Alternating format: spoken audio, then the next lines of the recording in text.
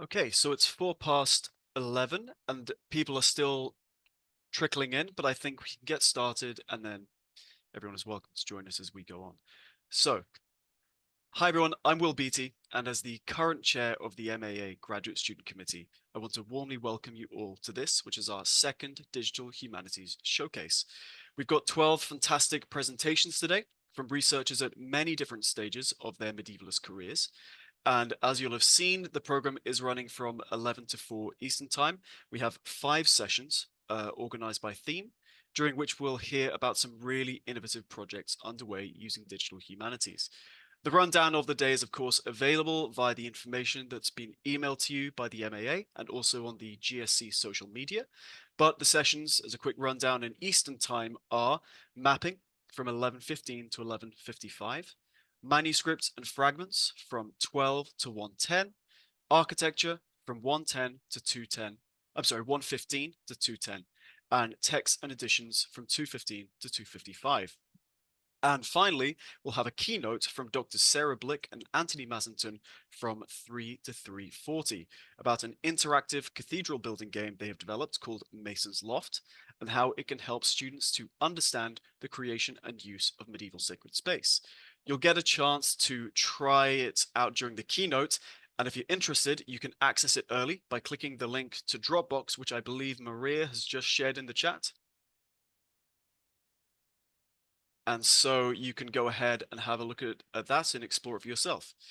Again, you can find all the information on our sessions via the information emailed by the MAA and also on the GSC social media. We've got a lot in store today, so please feel free to come along to as many sessions as you can. Before we turn it over to Maria for the first panel, let me just take a couple of minutes to tell you about the GSC and what we do at the Medieval Academy. So the GSC wants to promote the interests of graduate students and provide professional support wherever we can.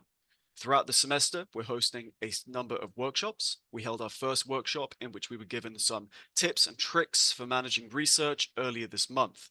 We have several more coming up in the next few months, and the next session is scheduled for the 27th of February. And in fact, the session organizers, Maria Thomas and Andrea Klassen, have created a poster for the event, which I just want to share with you now.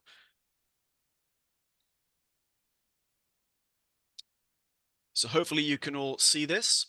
And the title, of course, is Accessing Libraries and Archives Around the World. It's going to be from 11 to 12:40 Eastern Time on the 27th. And the first time doing research in a library or archive can be a daunting experience. And for many, it's a key part of the process of becoming a medievalist. Even if you've done it before, whenever you enter a new library or a new archive can feel just as intimidating as the first time. So we're going to be hearing from 6 experienced researchers who want to help you to hit the ground running whenever you're doing this kind of work. We'll be talking about what to do ahead of time, what to do when you're there, sort of time-saving tricks and tips, what to look for, how to be efficient, and much, much more. We'll be learning about libraries in South and Central Asia, in Europe, the Middle East, North Africa. Of course, every library and archive is different, but we hope that this will get you started, or if you already have experience, make your life as a researcher a little easier and a little more productive. So this poster will, of course, be shared soon via all social media, but this is a sneak peek. So please put that in your diaries if you're interested. Bear with me first, I apologize. And also regarding the other presentations, the other workshops, just keep an eye out in your emails as we firm up the dates for those. Aside from that, I also want to let you know that the GSC members will be running events at 3 major conferences: the annual meeting for the MAA, Kalamazoo, and Leeds this year. We run mentoring programs. We're matching students with scholars at the conferences. We're also sponsoring graduate student panels at each of those conferences, so please do come and check those out. For anyone coming to the MAA annual meeting this March at Notre Dame, we have a graduate student social on Thursday the 14th at O'Rourke's Pub in South Bend, which is just about a 5-10 minute walk south of the campus. That starts at 8:30 p.m. We'll have drinks, we'll have appetizers. Should be good fun. Come along. And on Saturday, the 16th of March, we're going to be having an informal mentoring breakfast from 9:15 to 10:15 in collaboration with the MAA's Inclusion and Diversity Committee, where students and scholars can come along and strike up a conversation over coffee and pastries. All of this information is, of course, in the conference program, and you'll hear about the other events at the other conferences in due course. The podcast, The Multicultural Middle Ages, is going to be launching its third season, has been going from strength to strength. It's actually outgrown the GSC now and has become its own entity within the MAA, but we continue to use it to promote the work of graduates. The call for submissions is concluded for this season, but if you have an idea for an episode, please keep an eye out for our next call for submissions and go and listen to the latest episodes. And finally, please feel free to get in touch with us. We like to use our newsletter to highlight graduate student projects and to bring attention to major conference and grant deadlines.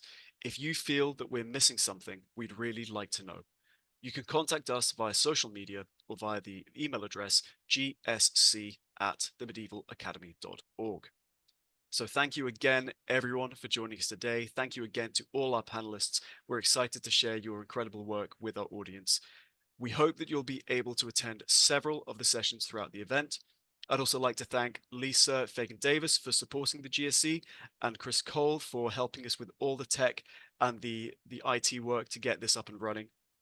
I'd like to turn it now over to Maria, who's chairing the first session, and I believe quickly also going to tell us something about a project that the Digital Humanities and Multimedia Studies Committee is also planning for the MAA annual meeting. Thank you again, everyone. Over to you, Maria. Thank you, Will. I'll share my screen, and apologies for my voice. Yes, so I'd like to invite you to a virtual coffee hour that the Digital Humanities and Multimedia Studies Committee and the GSE is putting together at the MA annual meeting. And this virtual coffee hour is particularly for those of us who are not able to attend this meeting in person.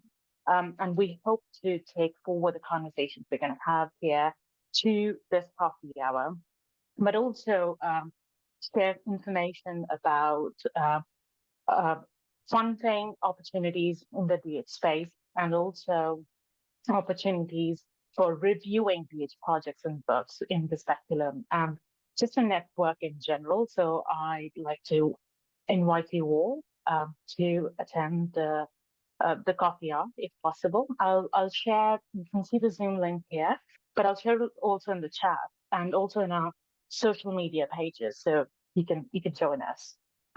Thank you.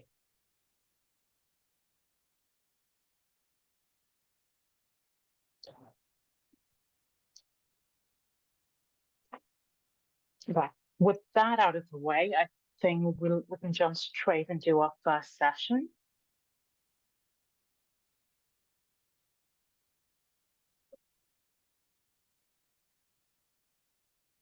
So the first session has been mapping, and we have two presentations. We'll have the two presentations first, and then time for Q&A and discussion. Please feel free to type in your questions, feedback into the Q&A box or the chat box on your screens at any time during these presentations. Our first speaker today is Lucas McNall. Lucas completed his PhD in history at Princeton University in 2022, and is currently a Social Sciences and Humanities Council of Canada postdoctoral fellow at the University of Ottawa. His work focuses on Byzantine politics and foreign relations, digital and environmental approaches to spatial history, and medieval Greek history writing. His research has been published in Studies in Late Antiquity, Mediterranean Historical Review, and Late Antique Archaeology. In his forthcoming study on the long-distance optical telegraph that ran between the Taurus Mountains and Constantinople in the 9th century in International History Review. Currently, Lucas is working on a Narcist history of information control in medieval Eastern Roman Empire that focuses on the total information regime by which the state watched its neighbors, repressed dissent, and extracted the resources necessary for its existence and reproduction. Lucas, thank you for being here. The floor is yours. Thank you very much for that intro, Maria, and thank you for getting everything going, Will and the other organizers. So I will just share my screen here.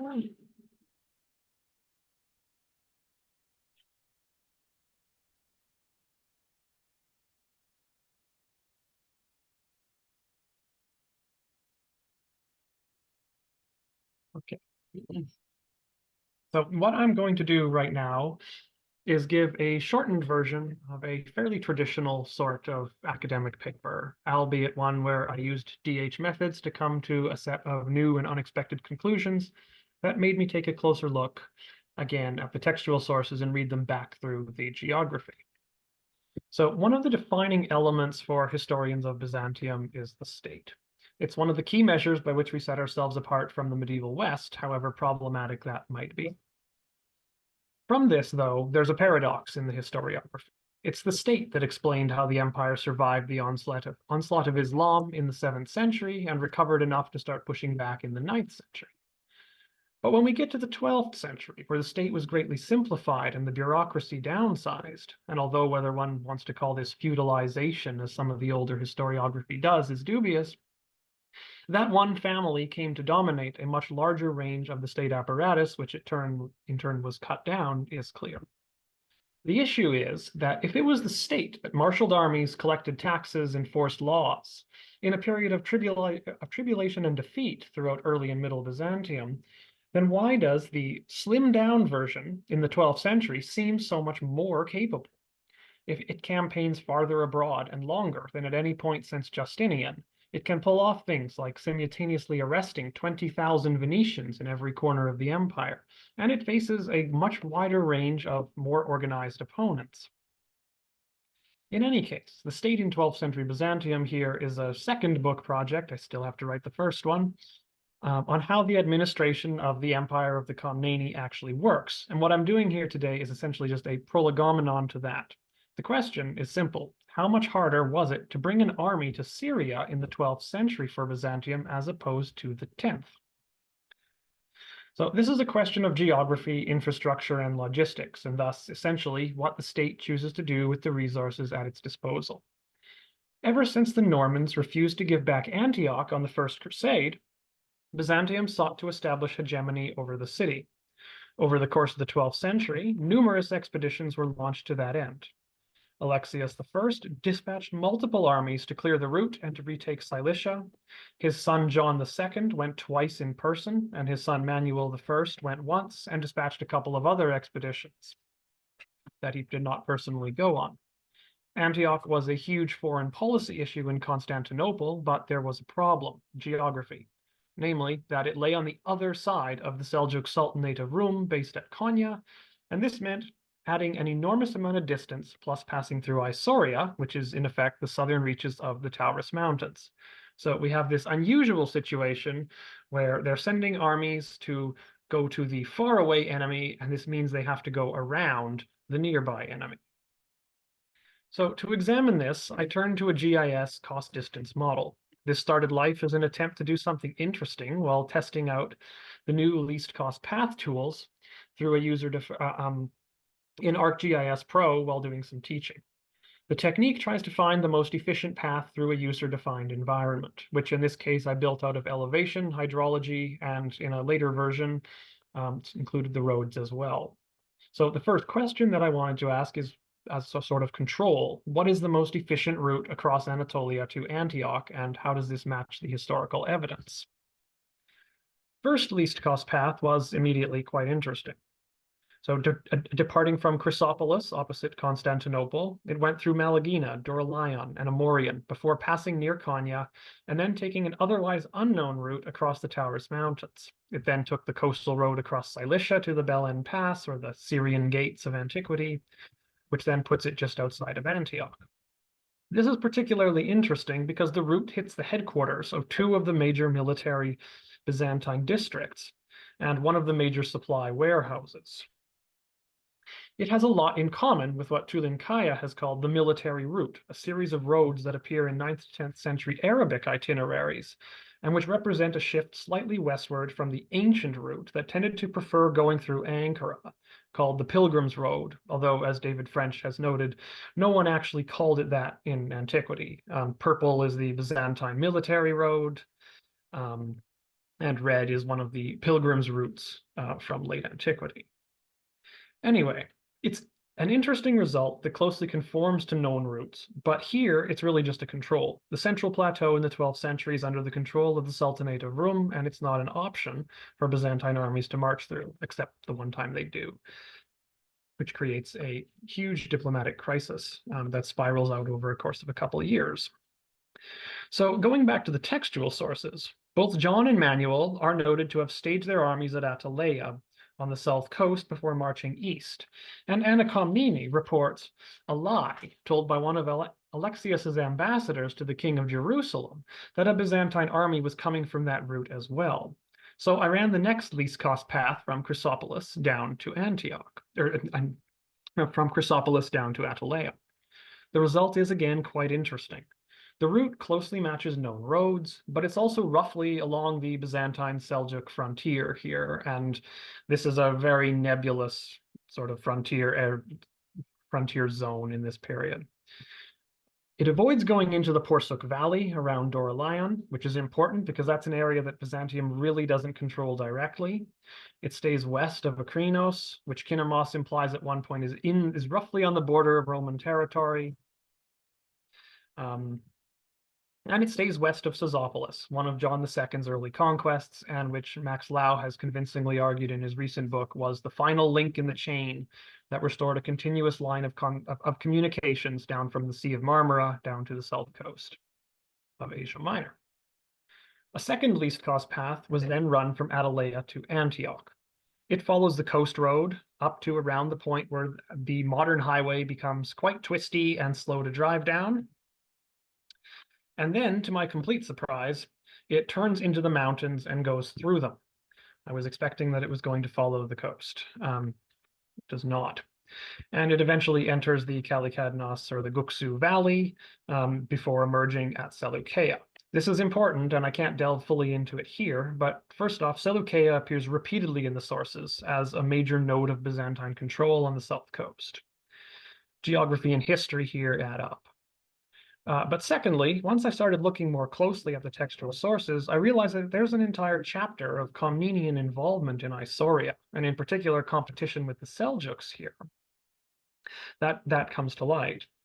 So most of the historiography says that on his 1137 expedition, John took the coast road to Antioch. Not an unreasonable supposition, because one of the Syriac chroniclers from a century later literally says so.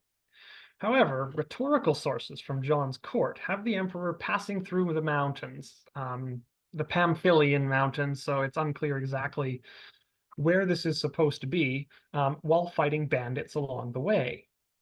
Slightly later, under Manuel Comnenus, we find retinues of Isaurians in the army and around aristocrats, and the historian Nikitas Choniatis mocks Manuel for having Isaurian brigands amongst all the peoples of the earth attending him. By suggesting the possibility that going through Isauria rather than taking the coast road, the least cost path allows us to reread the evidence about a neglected region of Anatolia that has been in front of us all along, and suggests that John and Manuel attempted to establish some sort of pliable client relationships in the region, which is what they tend to do just about everywhere else. So back to the big question. How much harder was it to make the trip? Quite a lot. We're talking in the realm of adding almost 2 weeks onto any one-way journey between the 10th to 12th centuries. To come to these results, I found the roads that most closely match the least cost paths from the Tabula Imperii Byzantini, although in the case of the comparative route across the plateau, I modified it slightly to go through the Cilician gates and then go on the more northerly Cilician road, because that is where the historical routes always are. Pretty much everybody goes through the Cilician gates. Frederick Barbarossa in this period was the exception, and he died doing it. I then took elevation profiles of these roads and then ran a path distance analysis combined with Tobler's hiking function, in which I also prioritized road travel by adding them as an affordable cost to the original cost distance layer. This function simulates human movement through elevation and has been calibrated to adjust its speed based on degrees of elevation. Visually, I then made it output as isochrones to represent time, namely instances of 8-hour marches. By turning this into time, we get a sense of what it meant to go to Syria in the 12th century. Precisely that in terms of actual travel, Syria was a lot farther away from Constantinople than it was in the 10th.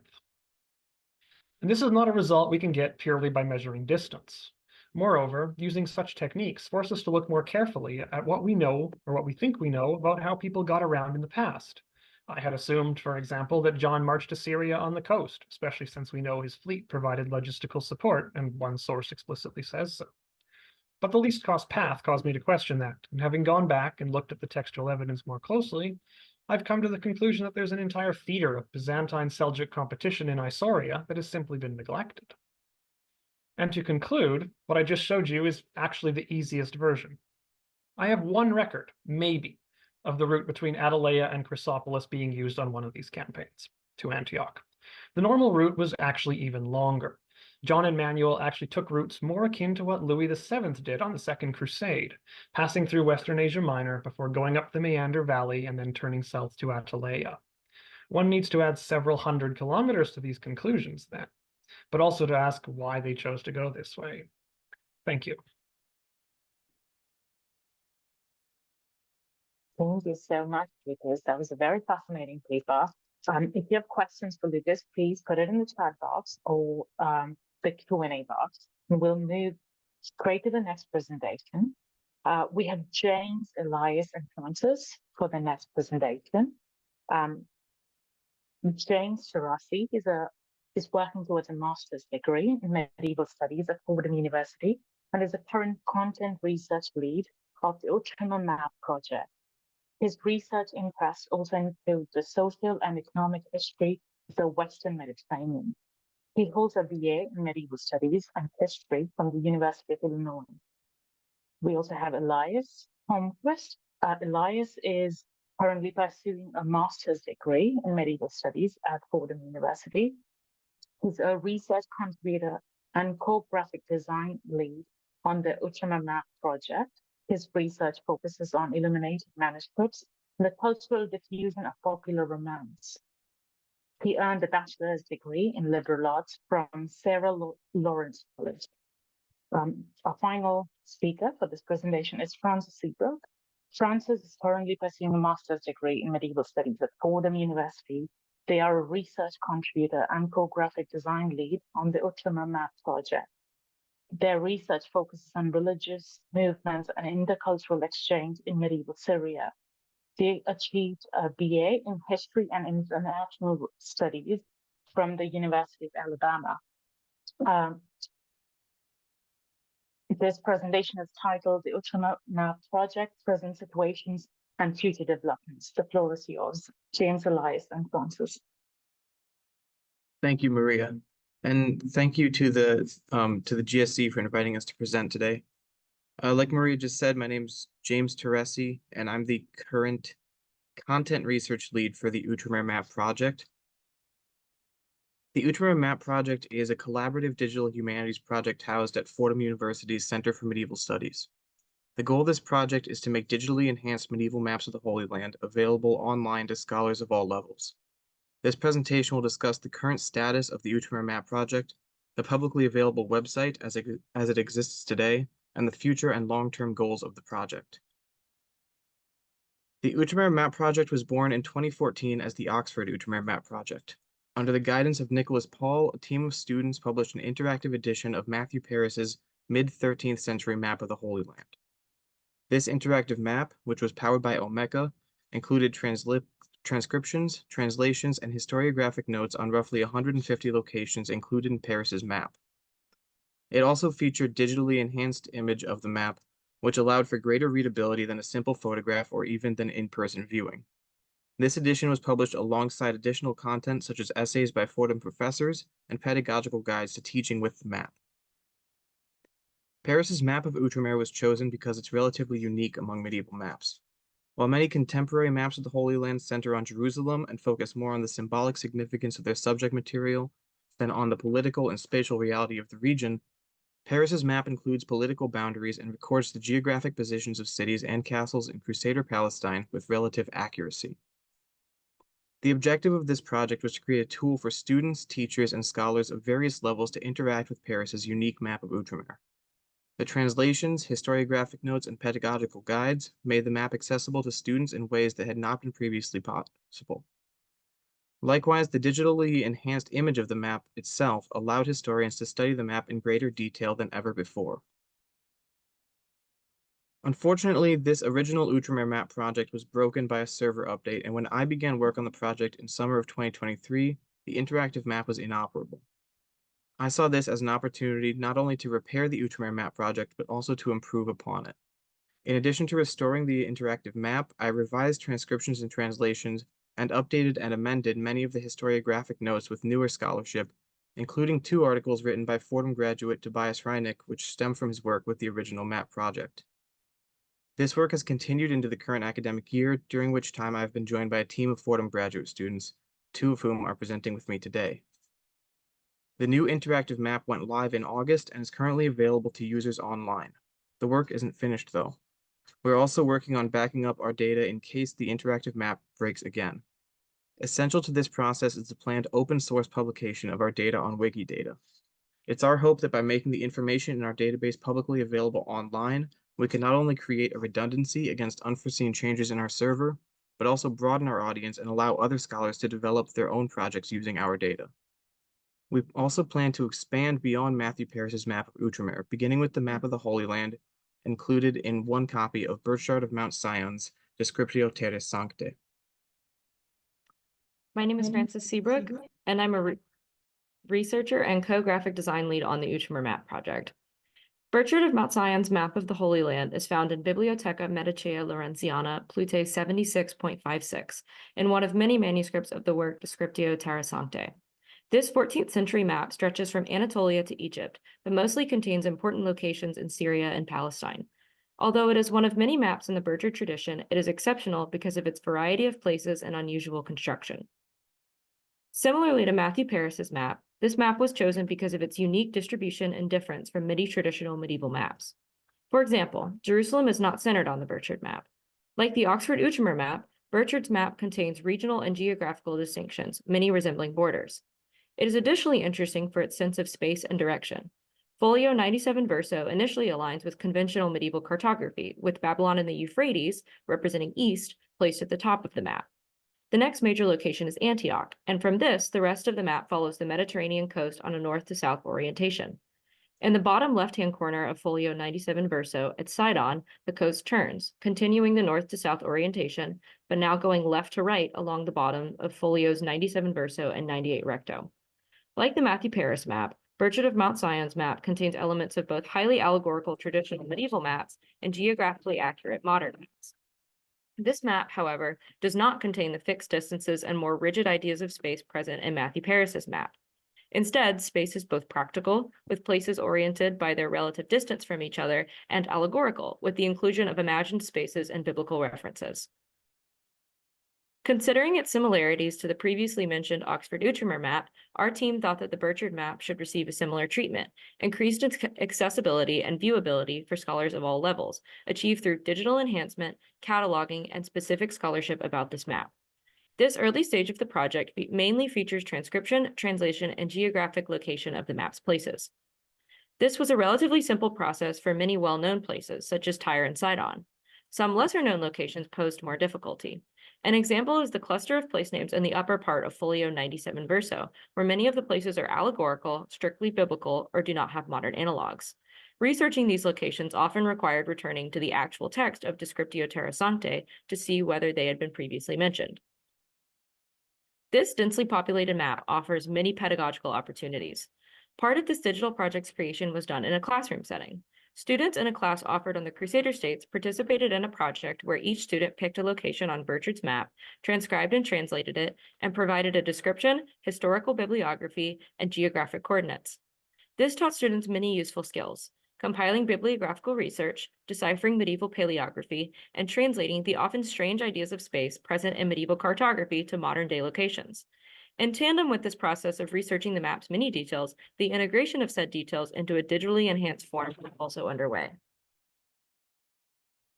Hi, my name is Elias Lundquist, and I am also a researcher and co-writer. program design of the Oxford. As we mentioned earlier, the Oxford Outremer map had received digital enhancement before it was integrated into Neatline. We wanted to give the Burchard of Mount Sion map the same treatment. The graphic design lead who had rendered the first map, former Fordham MA student Rachel Butcher, used Adobe Photoshop to increase the legibility and decrease visual background noise. Here you can see how the map appeared before and after her contribution. The effect allows it not only to ease viewing, but makes it possible for each icon and marking to be translated into Neatline.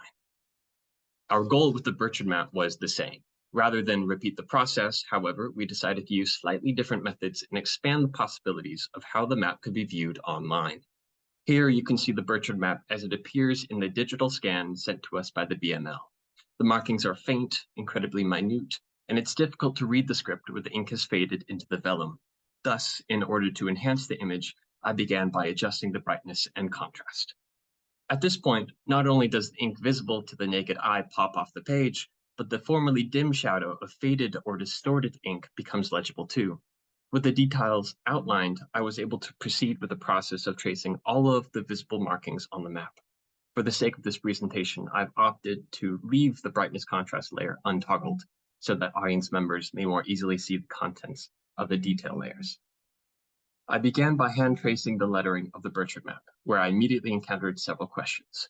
What counts as an inscription? Do I leave the faded marks of minims as they are, even if filling them in fulfills the project's goal of legibility? To what extent does this visual adjustment overreach the manuscript's physical state? Enhancing the map became an act of paleography as much as it was an act of preservation. I used Clip Studio's brushes conservatively, tracing all parts of what was visible through close analysis of pixels. This approach led in part to our decision to break up markings into categorized layers, providing a location into which I can nest each detail accent on the manuscript. Here you can see the rubrication of the map alone, made possible by our decision. In the digital scan, the rubrication varies its shade of red in tone and saturation, particularly where the inks mix. This posed the issue of pigment variation, but ultimately it didn't impact the working methodology. I committed to tracing the rubrication in one color. Future viewers who wish to study the pigment variation could take advantage of the multiple layers and toggle brightness contrast to view it in full. Thus, breaking the map details into layers suddenly left us with new possibilities. We could view certain layers together in combination or refer to each layer alone. It was here that it occurred to us that once the map was integrated onto the Outremer map website, viewers should be able to reproduce such combinations themselves. Here, you can see the layer containing icons and drawings, which although used the same ink as the script, deserved its own category. Using layers made it possible to justify tracing the faded marks, highlighted here in a green-beige color. To view the faded marks in tandem with the red rubrication and the script permits future viewers to see what is faded over time in contrast to what still remains. With the philosophy of render all details visibly, the graphic enhancement of the Burchard map realizes and integrates all of the information the digital scan can provide. Through the categorization of markings, we both make it easier to view and will equip future viewers with the agency to see the map across various contexts, depending upon the combinations they overlay.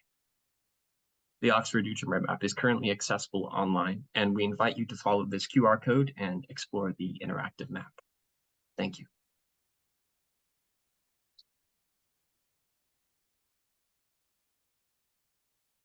Thank you so much. Thank you for both the presentations. If you have any questions, the audience, please put it in the Q&A box or chat box. As for our speakers and panelists, you can perhaps raise your hand if you have a question for our presenters this evening. I'll give it a minute. Oh, Will's got a question. Go Thanks. ahead, Will. Thanks, Maria, and thanks everybody for these really, really interesting presentations. I have loads of questions, but I guess one is just to Lucas. I know so little about medieval Byzantium and the kind of resources that you can draw on to chart the roads, the kind of data you're using. I was wondering if you could just talk a little bit more about the kinds of materials that you can use when trying to recreate these roads. Are you looking at saints' lives or tax documents, chronicles? What kind of material can you draw on? It's really quite difficult. So these ones were drawn manually from the maps on the Tabula Imperii Byzantini, which is a multi-volume gazetteer of places in Byzantium. It's not always perfect. Some of it is going to be based on what we know about Roman routes. Whether all of these are active in Byzantine times is an open question. Some of it's based upon what we know about Ottoman routes. There's a general assumption that many of these roads exist over very long periods, but the archaeology is often not there. And one of the reasons that I left out the western half of like the coastal roads from the model is simply because those volumes of the Tabula Imperii Byzantini don't exist yet. They're still in preparation. And the sort of the available material otherwise I just would have to supplement with Roman material, which is not bad, but these things are coming out hopefully at some point in the near future. The elevation data, for example, just comes off the Aster satellite. 30 meters is like 30 meters to the pixels fine for a movement model. The hydrology, so where I'm getting it from the International Hydrographic Organization, I suspect that actually they got their data from one of the American intelligence mapping organizations that made it public recently. And then, with that, you have to check now and then. Occasionally lakes get drained. If you use modern data, there's a big dam on the Euphrates that has a lake that doesn't exist there in antiquity or the Middle Ages. So yeah, you do what you can and use as much of the ready-made data as you can carefully. Thank you. That was really, really interesting. Thanks. We have a question. Yes, well, we have a question for the Ultramar team from Anthony Massington. Could you say a bit about how you forced Neatline in Omega to work with the very known geographic coordinates of the map as drawn? Yeah, this was a bit of a difficult point, especially in the earlier iterations of the map project, where I know that the workaround that was used to make the Matthew Paris map, which is in many ways very geographically accurate, but in other ways it's not at all because it doesn't follow the coastline, the Mediterranean coastline where it turns westward around Sinai. So the way that they worked around that was actually by kind of setting a fake coordinate in the middle of the Atlantic. What we do now is a little different. We have just kind of circumvented the whole problem by using Omeka mostly to we've uploaded an image of the Matthew Paris map, and we've that allowed us to trace geometry around it, so you can still interact with the map image, but it's actually not currently bound to any real world geography. And instead, what we've done is we've included coordinates in many of the entries, or at least we're working on including coordinates in all the entries that you can click on and that will take you to Google Maps as a link that will take you right to the coordinates of the location as it would be found today, if it can be found today.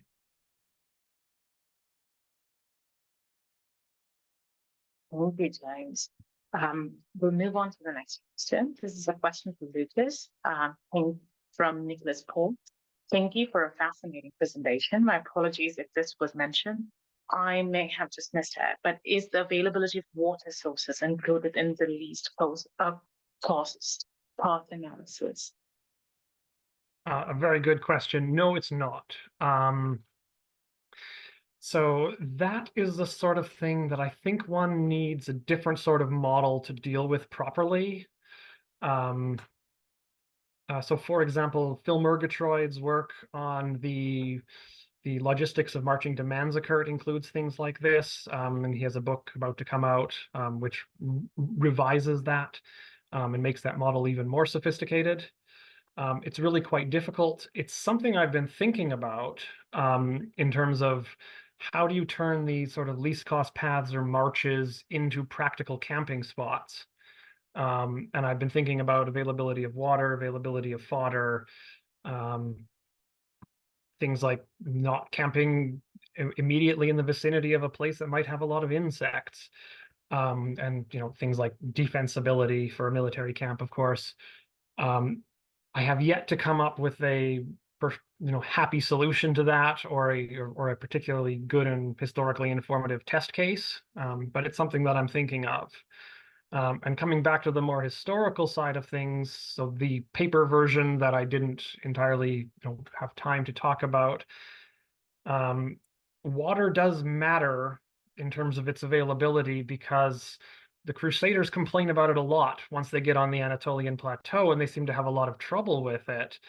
And the Byzantine armies don't, partially perhaps because they're avoiding the plateau. So, Savas Neocleos did a very good job of arguing that these accusations of conspiracy against Crusader armies by Byzantium and the local Muslims are overblown and later propaganda. But at the same time, one could wonder that it's very much do as I say, don't do as I do, because they send the Crusader armies in places where they're not really marching themselves.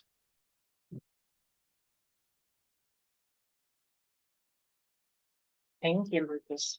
We have another question for the Ultima Map project from Masha. You mentioned the difficulty of conserving the website throughout software updates, etc. Do you also have a plan for the future for dealing with this?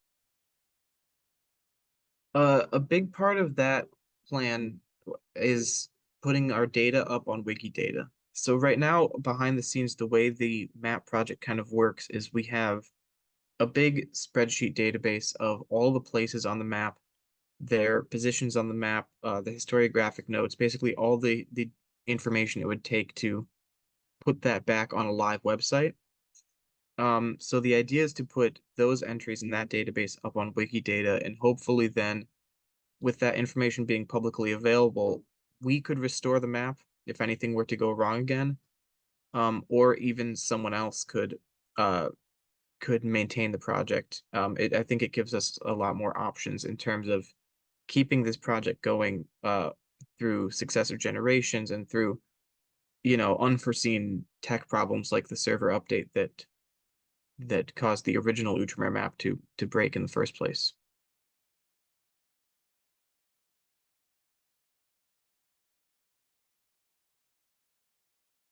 Thank you, James. We have another question for you. Do you plan, this is from Elizabeth, do you plan to add other medieval maps to the project? There are so many maps. There are so many maps that I'd like to explore more easily, like this one. It's definitely something that we're thinking about, is expanding the project to other maps.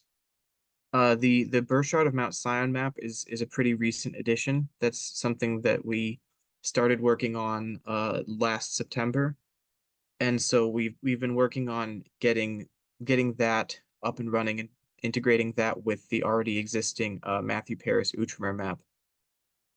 There's a couple difficulties with adding more maps. One is getting a high quality image of the manuscript.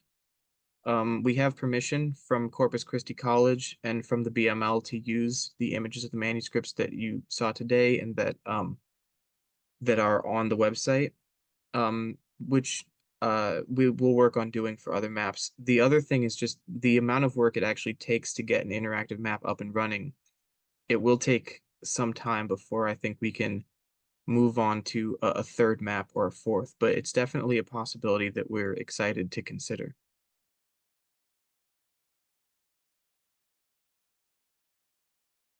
Thank you, James. I have a question for Lucas here. This is from Andrew Buck. Have you considered the political context for John and Manuel's campaigns, particularly their in-person ventures? Could it be that it made more sense to arrive slowly but largely intact and rely on size and impending sense of doom to bring the Antiochians to the table than to rush headlong through Asia Minor and hope to still have the air of surprise.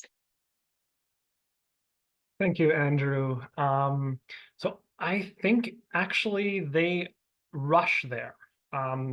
So on 3 of the campaigns, we know that that John on both of his and Manuel and his they're moving fast. And I suspect what this actually means is that the army is probably dispersed to some degree, not only in the terms of the very standard sort of march divided, fight concentrated maxim, but also that they're being supported by a fleet. So I suspect they're using all the roads to some extent. So in John's 1137 campaign, he seems to have absolutely blitzed his way onto the Cilician plateau, trying to surprise Tarsus, trying to surprise Bagras, Gaston, because of the threats to Seleucia. John's second campaign in 1142 wasn't even planned.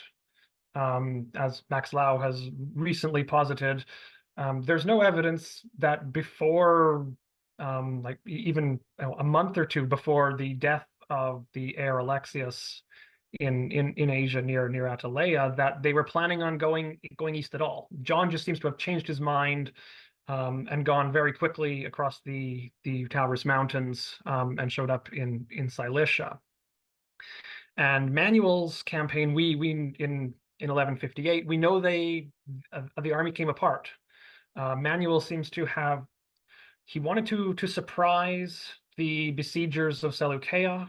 This seems to have worked. He came very fast with a small number, a few hundred cavalry, and one of the historians mentions that much of the army was left behind at Atalaya.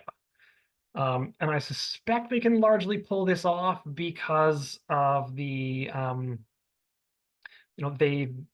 they have naval support, they have support from Cyprus, and Seleucia itself seems to be quite a strong point. So they're able to hang on there. So yeah, I don't think they're actually going slowly. I think they go fast most of the time. Both of Manuel's returns are also very fast. So when he goes back, when John dies, he sets up his affairs in Cilicia, and then we're not actually sure the route he goes by, but he goes by, he's back within about 6 weeks when he sets out. And then on the 1159 campaign, when he's going back from Antioch, he decides he has to go back so fast that he marches through Seljuk territory. He goes basically on the least cost path. He goes up the Kalakidnus Valley, marches by Konya, and the Turks were very surprised. They only attacked his army towards the end. How bad this was initially is hard to say. It definitely created a major diplomatic incident, which I'm now trying to write up in a research note, sort of following up this piece. Yeah. Thank you. Thank you, Lucas. Thank you to all our speakers. Just wondering if there's any way our audience can get in touch with you guys to learn more about your project, perhaps. Is there email addresses? I know there's a project website for the Ultima Map project. What about you, Lucas? Do you have something that you'd be able to share? Yeah, I'll just put an email address in the chat and a Twitter handle. You can get in touch with me that way. Perfect. James, Elias, Francis, if you have email addresses or links that you'd like to share. Yes, there's a contact button on the map website. But I will also put an email in chat so that people can ask me or contact me. Okay, thank you.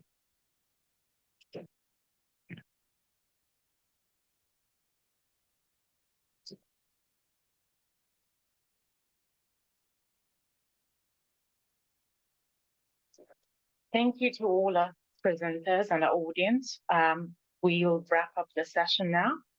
We have 10 minutes of break, and then we can be back for the next session. Thank you. Thank you for being here. Thank you.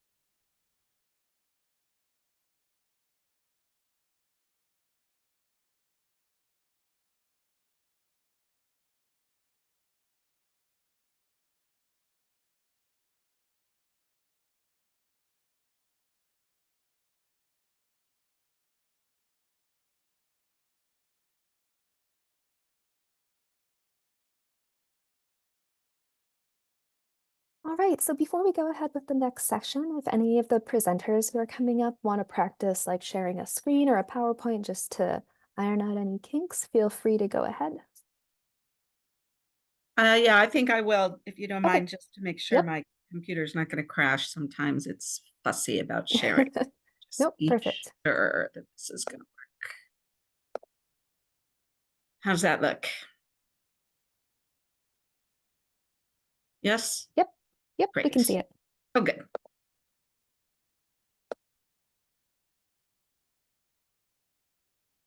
So do you prefer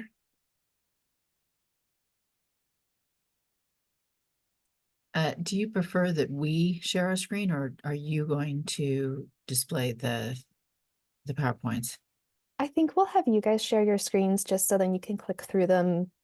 And I'm not like, oh wait, now? Is it now? Or the next slide, go back one. If that's all right. Otherwise, I can definitely operate it if that's easier for you. It's, yeah, Great, thanks. whatever your preference is. Right, and then Yael, is that how you pronounce your name? Similar, but it's Yael. Yael. Okay, Yeah. and is it Sagi? Yeah, Okay, I will try. And it's I okay. apologize deeply if I do the. I don't have an Wow. American or British name, so it's a bit harder.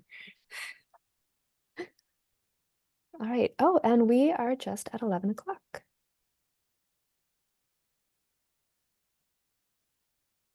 All right, so welcome everybody. This is our second session, Manuscripts and Fragments. My name is Maggie Heeshan. I'm a PhD candidate at the University of Minnesota, and I work on empathy and Old English poetry. But today we are going to talk about manuscripts. So similar to the first session, everybody will have a 10-minute block to do their presentation, and then we'll do a 30-minute Q&A at the end. If you have like a burning question or you are worried you're going to forget it, feel free to put it into the Q&A or the chat early. We just won't address them until the end once everyone's spoken. All right, so our first presenter is Yael Sagi. Yael is a second-year MA student in the Department of History at Hebrew University of Jerusalem. She is a research assistant and a teaching assistant and a participant in the honors program at the Mandel School for Advanced Studies in the Humanities and in the honors program at the History Institute.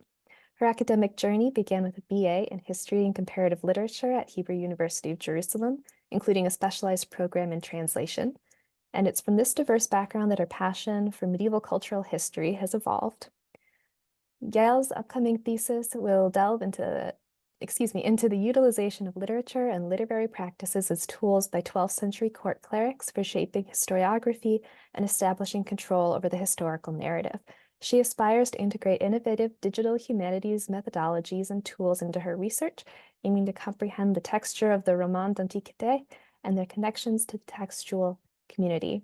And her title today will be The Texture of Medieval Reality in French Literature, a Proof of Concept. So take it away, Gail. Hi, hello everyone. So my presentation today will be a bit different than the ones before, just because my focus is more about how to build a project and to enjoy exploring different digital humanities tool, rather than focusing on the results. So this will be a different kind of presentation. So I did this project in a seminar about digital humanities, and we were taught that there is a specific pipeline we can, and we don't have to, but we can follow when we do a digital humanities project. So the pipeline in general was you need to collect the data, you need to digitalize the data, you need to model it, and you need to analyze and visualize it. So each of us had to choose its own, like each one of the students chose its own subject and research questions. And mine was how does the medieval reality portrayed in the three romans d'Antiquité, which translate, rewrite, and adopt classical texts. Later on, I will explain further on this romances. So when I thought about the project, about the pipeline that I wanted to do, which it means that I had to digitalize the 3 Romans, that I have to construct a database of contemporary vocabularies just to see how I can analyze the presence, the frequency, and the distribution of different words signifying broader concepts, which for me represented the medieval reality in the Romans. So the first stage was to collect the data, and luckily, compared to other students, I did have my 3 Romans in their critical editions.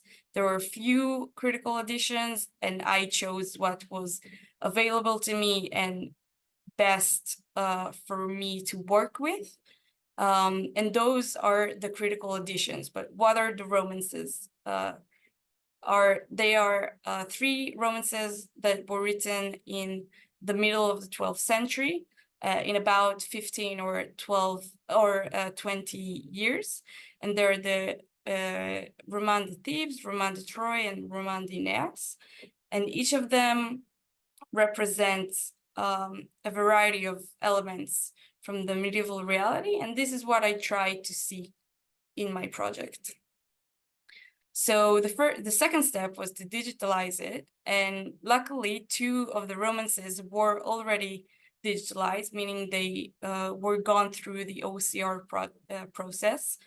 This is the screen on the left, but it was prepared rather badly. I don't want to say something bad about the person who did this, but it wasn't very readable. And it had a lot of different notes, and the numbers weren't exactly correct, but it was something that I could work with, something that I could clean and then work with later on. But unfortunately, one of the Romans, the Roman de Aeneas, wasn't exactly digitalized, and I had to work with the first digital humanities tools in this project, which called Transcribus. And this is the screen on the right. I had to upload the Roman, the PDF of it, and it just read it. And I had to see which model of reading was best for this material. There are various types of models. Some of them are more appropriate for manuscripts, and some more for handwriting in different stages, and some more for typing and for different languages. So luckily for me, the very best model correspond with my manuscript, which was written in Anglo-Norman, so it's ancient French. And this is how it looks comparing to the prepared digitalization. So it was a bit better, it was a bit cleaner, so it was easier to search, but I had to do it manually at the beginning, and then I could automate it. And while I did that, I also had to work on building my database of vocabularies. And here I explored another digital humanities tools, or I don't know, something that's rather used in different fields, which is ChatGPT. This is on the right. I just asked the program, I'm working on this subject, this is what I do. I gave it a bit of information, and what you can see in the table in the down part is how it answered me. It wrote me words and what they means, and later on I told the program to write other words more specific to what I was looking for, or more like general subject that I thought might be relevant. And at the end, this is what you see more up in the table. I asked it to edit it to a table. So it already did all the work for me, but I didn't find it sufficient enough. And I also want to do a close reading, which is more traditional way to explore literary matters. And I read the romances. I read, like I chose a few scenes, about 50 from the romances, and I built myself. This is what you see on the left.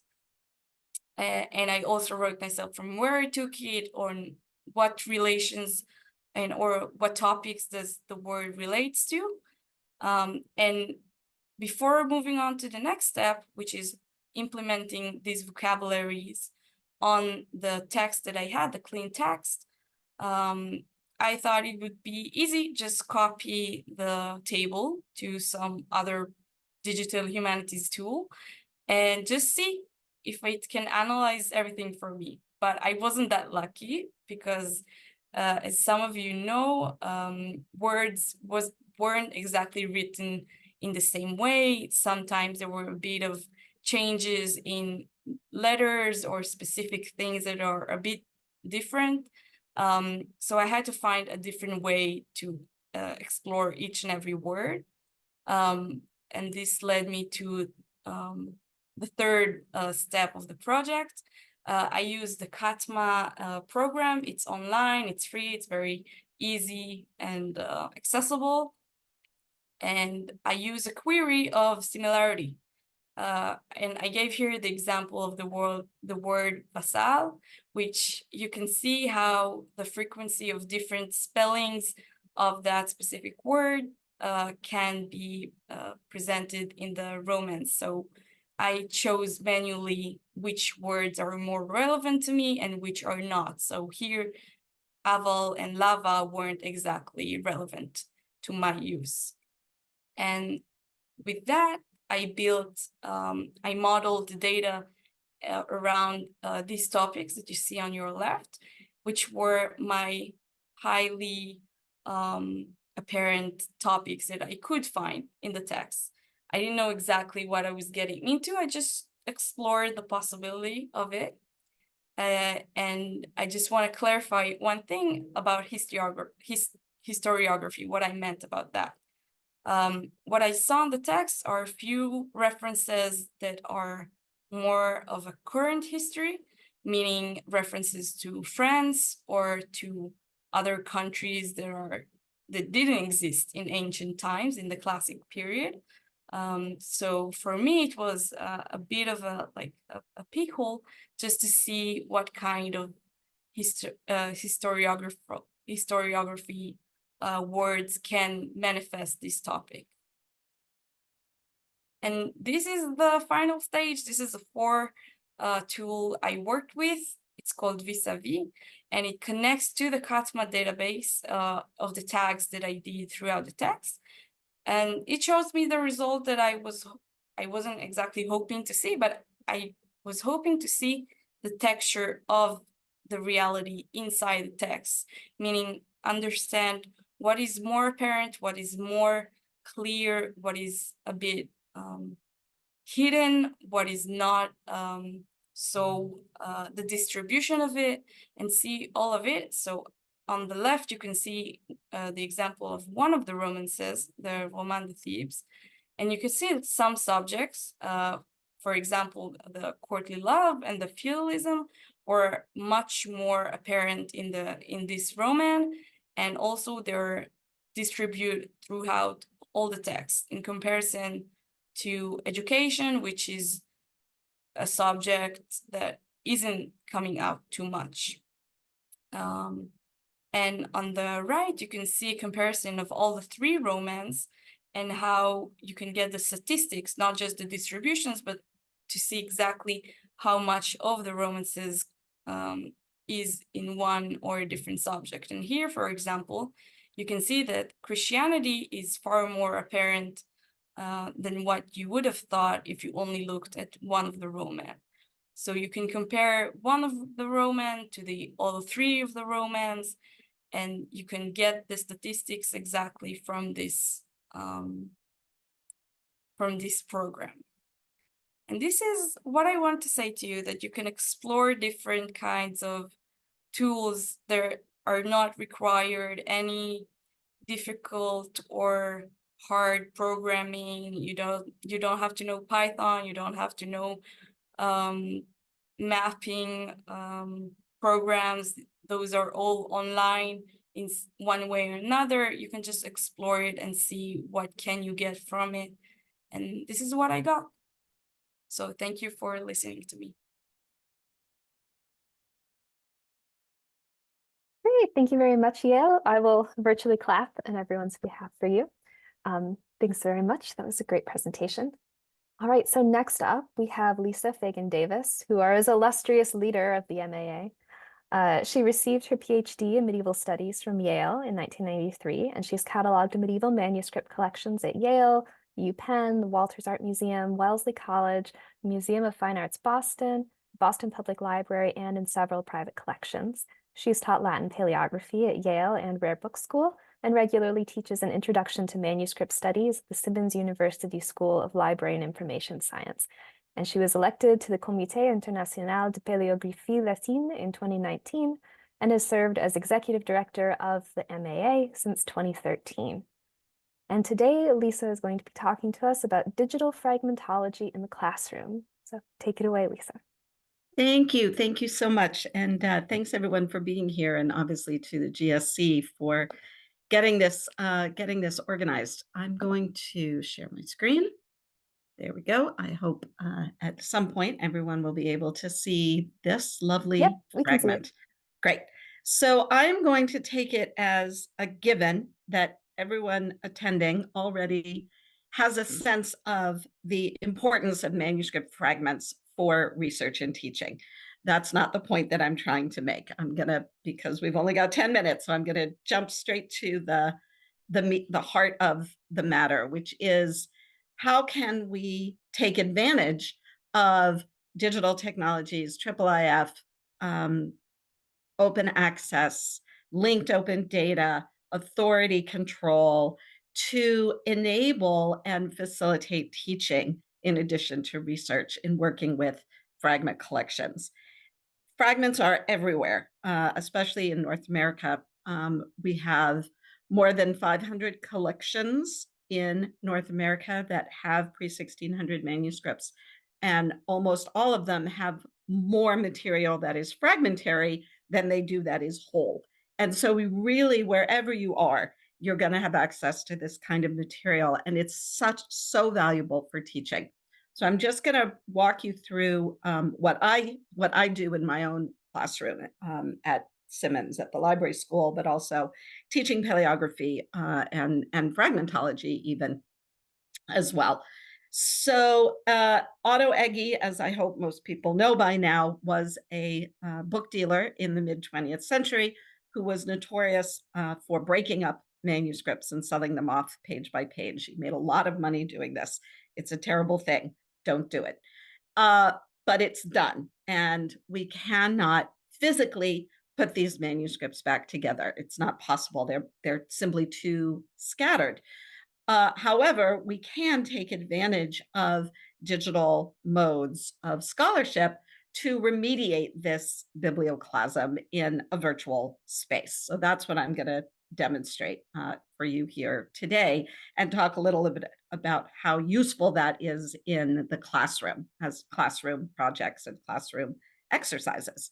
So we're looking here at a manuscript leaf from a lovely, what once was a lovely, early 15th century book of hours from France, known as Egge manuscript number 30. What this means is that Egge created these boxed portfolios of manuscript fragments. And in the collection known as 50 Original Leaves of Medieval Manuscripts, leaves of this manuscript are consistently number 30.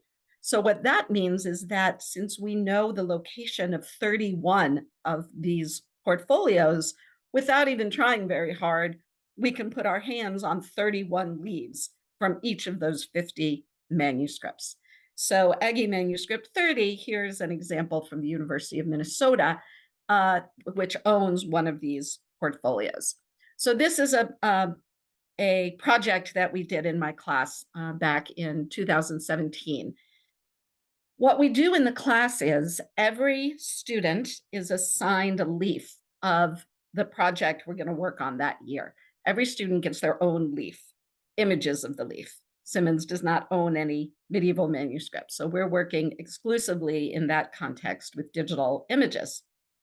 Their job is to catalog their leaf, figure out when, where, what it is, what's the text, what's the context, what can we tell about its history. Then we work together as a class to put the leaves in the right order and then do some research into the reconstruction or the resequenced images of this manuscript to see what we can learn that we didn't know just from one leaf. And the results are pretty, can be pretty dramatic. So what we're, and we take advantage of the International Image Interoperability Framework, IIIF, to make this happen. So let me show you very quickly how that works. So here at the University of Minnesota, these images are served in using a IIIF service. And IIIF is a way of serving images that makes them interoperable, but also makes that it unites in one piece of code the link to a JPEG or a TIFF with the metadata that travels with the image. So let me just show you how that works. So here at the University of Minnesota, we've got down here a IIIF link. And if I open that up, I'll show you, this is what the code looks like. It's called a JSON. And you can see all of this data that is associated with the leaf, with the images, that is encoded into the backend. And so if we take, for example, if we copy that URL and we go over here to Mirador, which is a IIIF viewer, you can click add a resource down here, throw in the URL, and there it is. And what we now have, let's see, we don't need this one either. Let's get rid of that so we can see what we're doing. Not only now have we got the image, but all of that data has traveled with the image. So you don't have to rekey it. It's always there. And it is the responsibility of the holding institution to keep that data up to date and to ensure that the IIIF persistent URL is indeed a persistent URL. So they're not only curating the object, they have to curate the digital image as well. So I'll show you one more example, and then I'll show you how it all comes together. So here we're at Stony Brook University on Long Island, which also owns one of these EGI sets and uses IIIF service to serve the images in their database. So here again is a different image of number 30. And if we go all the way down to the bottom, we will find the IIIF link. There it is. So we can click on that, get our URL, and add that one to this viewer that we've already got going. Throw another URL there, click add, and there it is. So now we've got two. And in both cases, the data has traveled with the image. Now this is great. You could do this as many times as you wanted. And this is just the Mirador sandbox, which means this isn't permanent, this collection that I've just shown you. This is just for playing around with. If you want to do this in a way that will be persistent, that will last, you have to either download your instance instance of Mirador and get behind the code and start adding in these URLs, or you can go over to this resource called Fragmentarium, which actually does all that work for you in the back end of the database.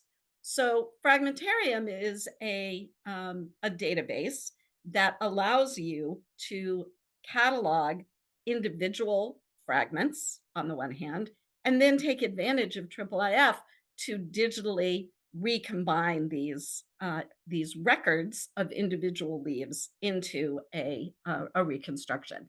And this is what we use in my class at Simmons. We actually have our own homepage over at Fragmentarium where you can access all of the reconstructions that we've done so far. So if you click on show documents, you'll see the various projects that my class has worked on. And here, in fact, is the reconstruction of EGI number 30. So here it is. So this is what an individual record looks like. So this is the leaf at the University of Saskatchewan in Saskatoon, which I just like saying. And if we scroll down, you can see, so this was a record created by my student. So they had to transcribe the intrepid and the explicit and do a sort of description of it and add these external links. And then we use this linked open data and these links to external authorities to make all of the facets discoverable. So once the students create their records in Fragmentarium, and these are persistent URLs, so these are essentially published publicly, and they can add this. This is a publication. This is work that they can now add to their CVs as a way to help them actually get a job out there in the real world. And then here is what the virtual reconstruction, the rebuilt manuscript looks like. You can, in fact, page your way through it, leaf by leaf. And the empty canvases are where there are lacuna, where we know there are leaves missing or images that are missing. And you can see the quality of the images varies quite a bit from collection to collection, but that's just sort of the nature of the beast. And then data that we have established to go along with it. And once we had this whole reconstruction, we could then start researching the use, the liturgy, the history. We used the Schoenberg database to actually find several sales records from when this was a whole manuscript. And we identified this as a manuscript that appeared in the census of manuscripts in North America, the Dorici census, in 1938, before it was broken up by Egge.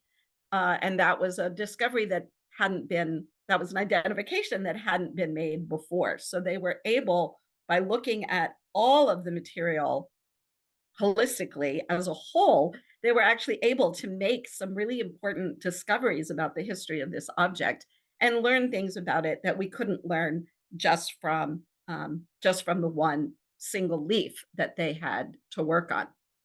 I have used this in my own work here in this project, virtual resequencing or reconstruction of a manuscript known as the Beauvais Missal, where I've currently found 122 leaves of the manuscript and have put them in order and drawn conclusions about the use and the history of the manuscript that made discoveries about it that we didn't know before. So I highly recommend Fragmentarium as a resource and this model of studying individual leaves and the whole reconstructed manuscript, because there's quite a lot that you can learn and you can accomplish significant pedagogical goals using this kind of methodology.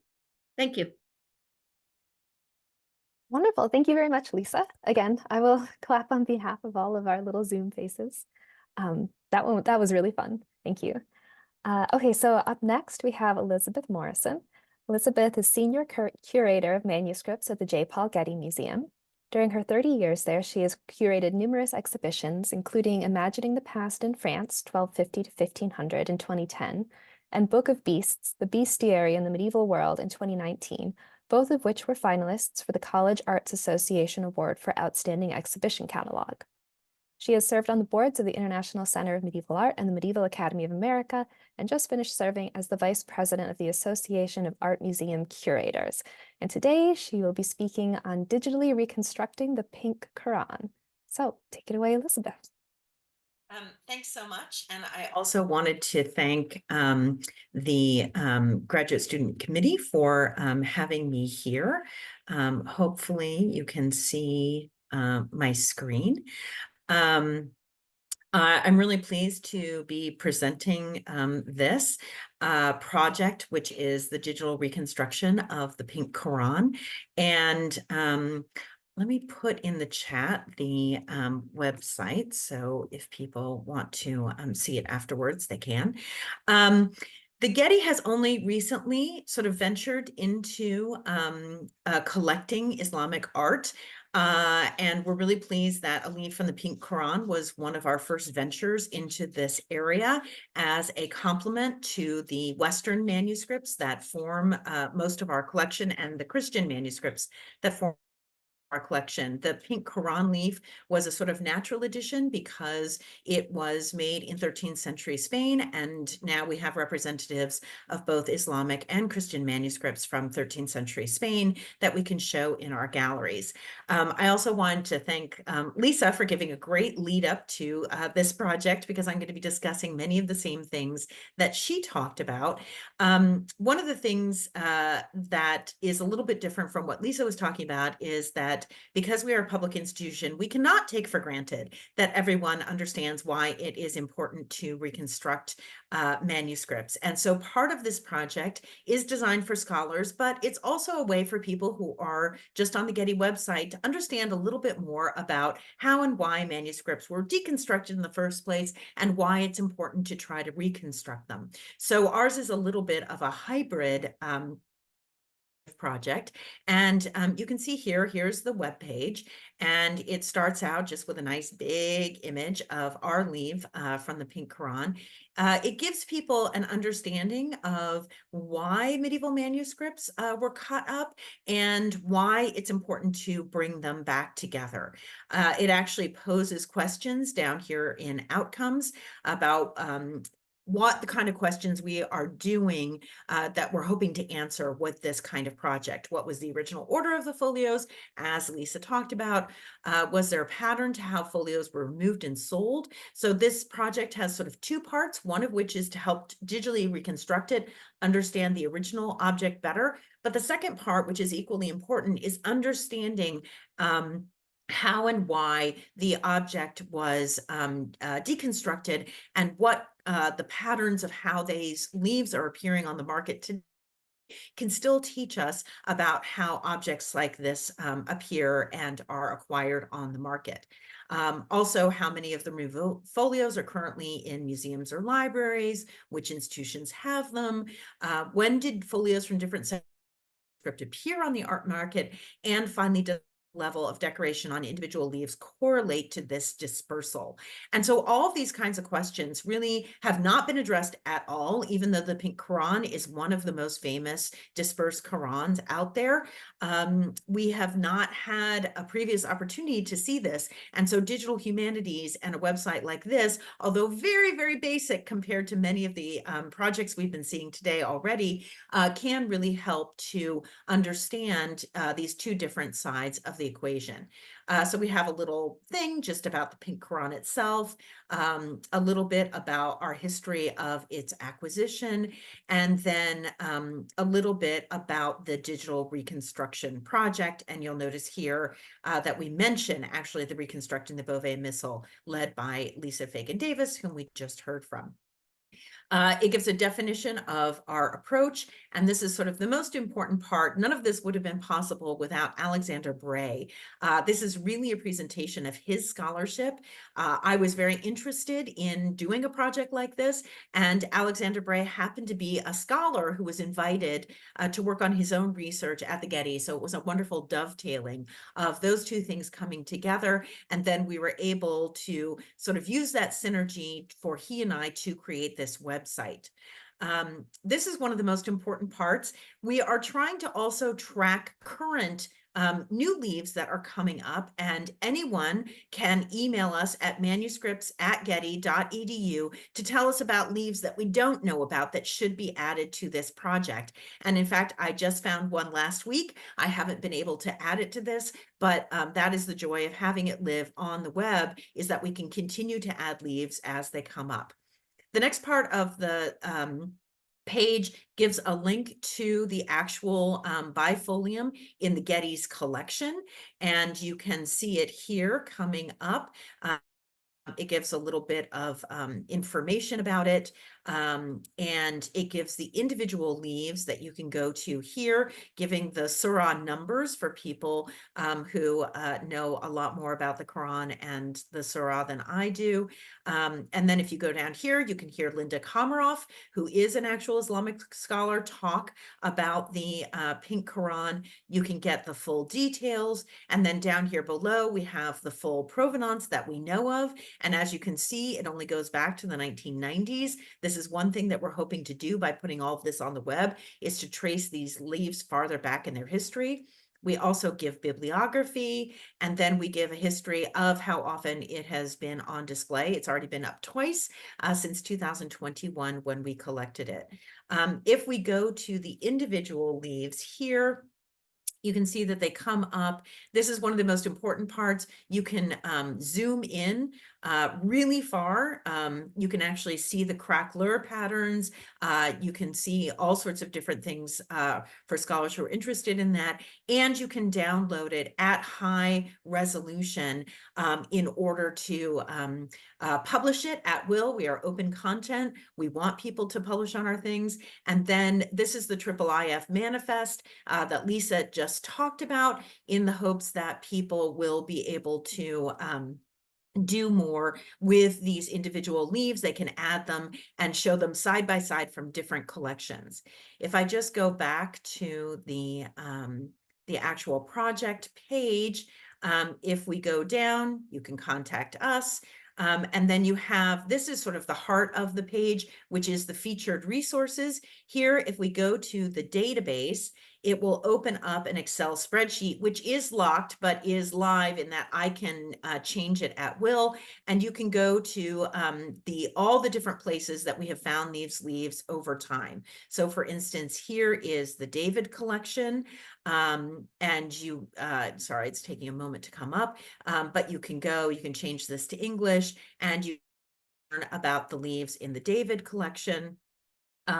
You can also go to, for instance, objects that have gone into private collections that were sold at Sotheby's and Christie's. We have links at least to those leaves so that you can research those, even though we don't know necessarily where they are now. And the bulk of the manuscript is actually in Marrakesh. And we've had a little bit of difficulty getting a scholar over to be able to see the main folios, the main volumes of the manuscript in Marrakesh, but I'm hoping that this kind of project will enable you to do that. As you can see, we've located quite a number of the leaves. And one of the other resources we have here is a folio visualization. And I think this is really helpful because it shows you the 10 different volumes of the Pink Quran, all of which are owned by this private library in Marrakesh. But you can hover over and see which individual surah and when they were sold. And we hope to take this a lot further in the future by doing other kinds of visualizations that actually line up the sales chronologically so that we can be able to get a sense of when all of these were sold, still are actively appearing on the market. If we go back, sorry, here, just to finish up, at the very bottom of the page, you can read what we created for the general public, a little story about it. And then here are the related websites: Reconstructing the Beauvais Missile. This is an audio lecture by Christopher Hamill that talks about cutting up manuscripts for pleasure and profit, and then Fragmentarium. And we are in the process of also translating this website, this entire series of pages, and the construction into Arabic, so that scholars who are specialists in Arabic will also be able to get to this resource. And finally, I would just, I love Lisa's idea of having students reconstruct these Eggy manuscripts, but I challenge someone in one of her classes who does Arabic and Islamic studies to put the Pink Quran into Fragmentarium for others to use. And that's it. Thanks so much. Great, thank you, Elizabeth. That was a lot of fun. All right, so our final presentation of the day is from Lynn Dodd and Sabina Zono. Unfortunately, Sabina is not well today, so we'll just be hearing from Lynn, but I'll read her bio anyway. Sabina is the Curatorial Research Associate of European Art at the Huntington Art Museum and a postdoctoral scholar at USC Archaeology Research Center, and she received her PhD in art history from the University of Padua in Italy. As a specialist in medieval and Renaissance illuminated manuscripts, she is interested in the application of innovative technologies to the study of art history. And we all hope that she is feeling better soon. And Lynn Schwartz-Dodd is professor of the practice of religion and spatial sciences at the University of Southern California and director of the USC Archaeology Research Center. She is particularly interested in the politics of heritage access and the use of and experimentation with innovative methods and technologies that support research quality results to document, preserve, and understand cultural heritage and landscapes.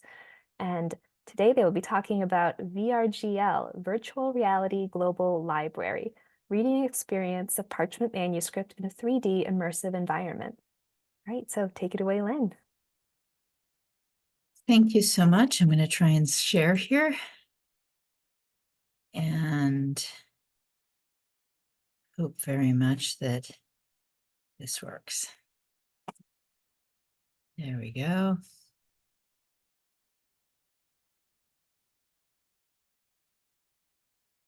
First of all, thank you so much for welcoming us to this session and specifically to the organizers. I'm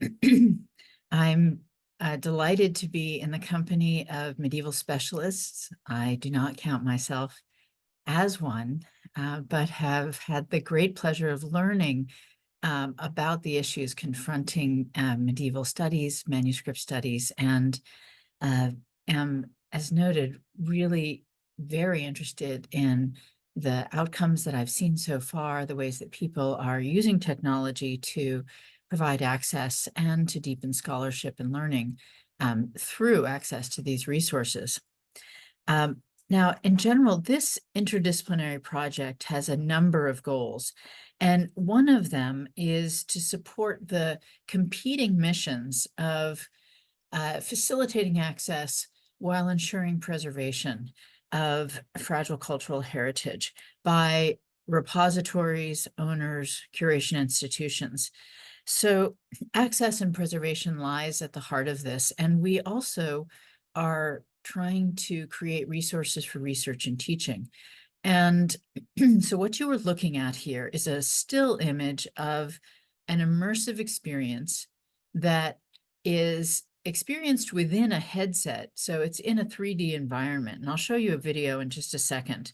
The focus of this particular experience is this small book of hours, which is owned by USC's Special Collections. And thanks to the scholarship of my colleague Sabina Zono, we believe that this was owned by a woman who lived in Ghent in Béguinage, so a gendered community. And happily, unlike some of the things we've seen this morning, this is a whole manuscript. So while we have much food for thought in terms of what you have offered by bringing fragments back together, because that is possible in this project, what I'm going to show you is one single manuscript, which looks like this. And here is someone in the experience, being in an immersive church that surrounds a virtual experience, a digital experience of reading this manuscript, as you see here. This is a project which has been supported by the National Endowment for the Humanities, and I'm just going to show a sort of few-minute long video here, just so you can see in the background what this experience is like. You're looking at a fully functional pilot project version of this experience. And a goal is to allow people to have that opportunity to see the entire manuscript and to see it in a relationship to something that, to a place that had importance for its provenance or its use. Now I'm pausing just for a second here because what you just saw, let me back up, is our first version of physics simulation of parchment. So what this is here is in fact an effort to reflect much more tangibly and realistically the actual stiffness and interrelatedness of page action in gatherings in a real document. And so just to, pull the curtain back and tell you what's going on here, this first version allows people to turn the pages, but you can see the pages are quite flexible and you can see them bending in ways that may or may not actually relate to a real book. What we have just started to finish in this version is taking a commercial plugin out of this project that is going to be shared with everyone. So this project is not only for this book of hours, it is something that acts as a template that any one of you who has access to 2D scanned images of a manuscript could take and use and go and do likewise. Go and create your own immersive experience of a manuscript or of fragments that have been brought back together as a manuscript.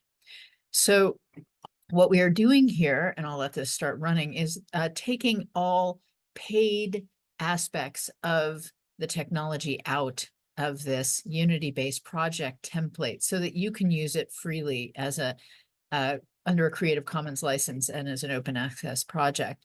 So this is not immersive, but I just wanted to give you a sense that this project is very much still ongoing. I loved the detail in the pink Quran, and what we are working to give people access to that same kind of high resolution experience of moving your head closer to a book and seeing it come into higher detail. As well, although all of you read these languages, many of us, me included, do not. My 9th grade Latin doesn't really get me entirely through this book of hours. And so we provide the opportunity for people who are using this experience to see it in the original language and translation, to see it in transcription, and also to see it in translation, as you saw a moment ago in English and now in Spanish. If you have a different language translation available, you can put as many as you wish. We also are providing ways for interactivity that can be customized. This is just one example of how we are taking traces of use, the materiality of the page. You can see in the corner there a second ago, and you will again, the traces of probably a badge, maybe a pilgrim badge that was attached to that page at one point. And so this is simply showing you that you can hold up something right against in this case, it's a flattened page taken out of the manuscript, to see what kinds of pilgrim badges might actually fit those specific traces. So you could do any kind of interactivity. You can touch the page and provoke new pieces of information to become visible.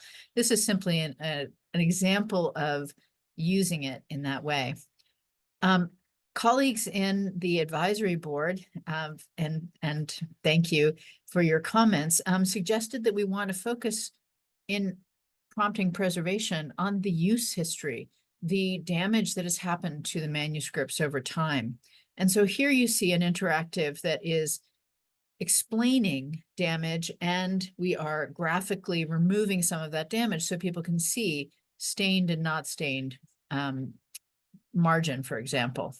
And as we touch it, you can see it goes darker or lighter as we take some of the dirt off of the experience.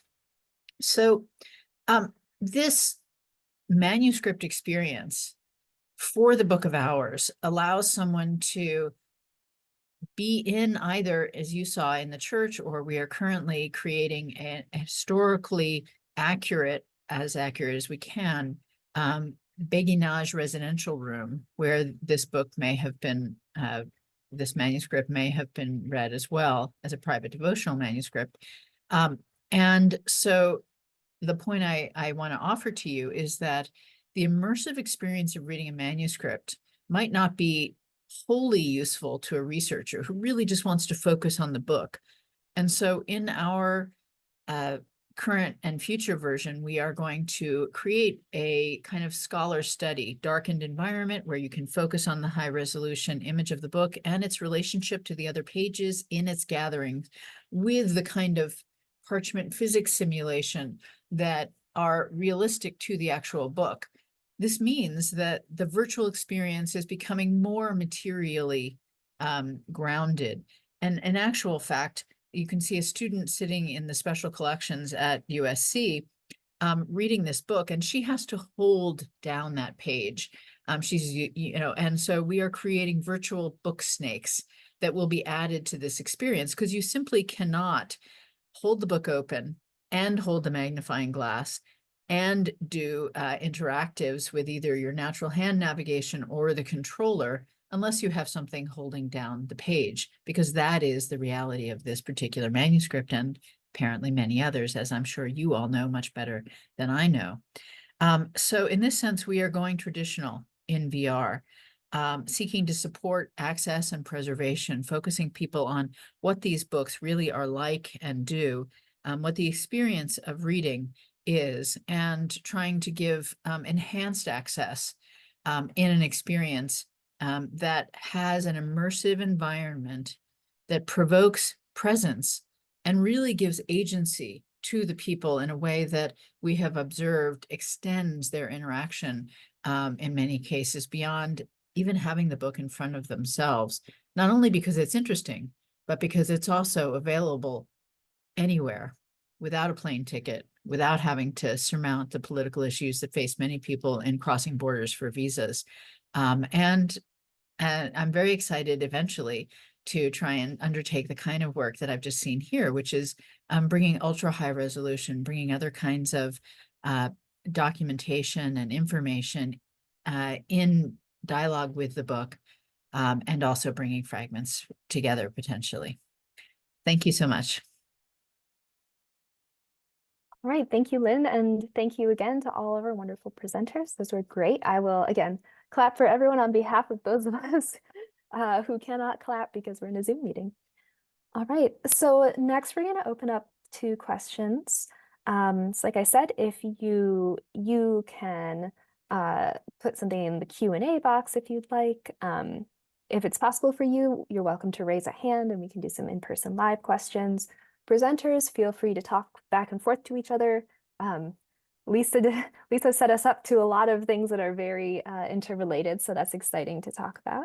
And yes, and we will start with Lisa. Go ahead. Oh, okay. Thank you. Thank you all so much. Oh, what a great bunch of projects. Beth, I'm so excited about this project. I wonder if you could talk a little bit about some of the particular, not just challenges, but ethical responsibility about working with material, a non-Western material, Islamic material, in the context of the West. You know, I feel like in North America, a lot of that material is so underserved and under cataloged. And do you feel that responsibility? Yeah, that's a great question, Lisa. Before I answer it, I just wanted to say how excited I am. I was really excited to be part of this presentation. Part of it is just to get the word out.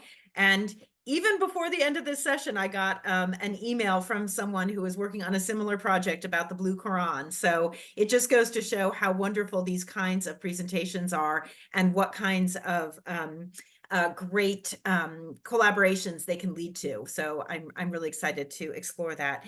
In terms of collecting and displaying Islamic material next to its Christian counterparts, I think we feel a great responsibility to do that in terms of helping people understand the interconnectedness of the global Middle Ages. In the Getty's collection, we did have one North African 9th century Quran or 10th century that we had been showing a lot as our exhibitions changed over time. And so I think we're trying to venture into the field responsibly and slowly by really first trying to collect objects that have a real synergy with objects we already have in the collection. So for instance, Islamic Spain, because that makes sense. Most of our collection is European. I think we would like to venture into collecting maybe Persian objects because there was so much interaction in this time period between Persia and Europe. So I think we view it as an opportunity to help people understand that Europe was not just this isolated area, and that there was give back and forth between the Europe and North Africa, Persia, and that it wasn't one way. I think that's one thing that we definitely don't want to fall into, is that mistaken idea that either Europeans were just, onboarding sort of Islamicate ideas and then going their own way, that it was continual, that it was back and forth. And so that's something we'd very much like to explore in the future. But I was kind of surprised that when I was trying to acquire a leaf from the Pink Quran, that there wasn't already something out there that sort of would help me understand this manuscript and where all the leaves were. And so I took it on board as a responsibility when we acquired it to do something with it for the creation of this website, and to make sure that it appears in Arabic as well, so that we're not that we're being welcoming of other scholars. And it's a crowdsourcing thing, which is great. Yeah, there are probably leaves hanging on collectors' walls, right? Yep. They don't even know what I'm they are. hoping eventually they'll find our website and they'll email me Yeah. about it. In fact, That's right now I'm just wonderful. going to reiterate that email address. If anybody knows leaves, send them on in. Well, it's so distinctive, right? I mean, Yes, you can't miss it. The format and the color, Yeah. it's so incredible. I can't get over that it was 10 volumes.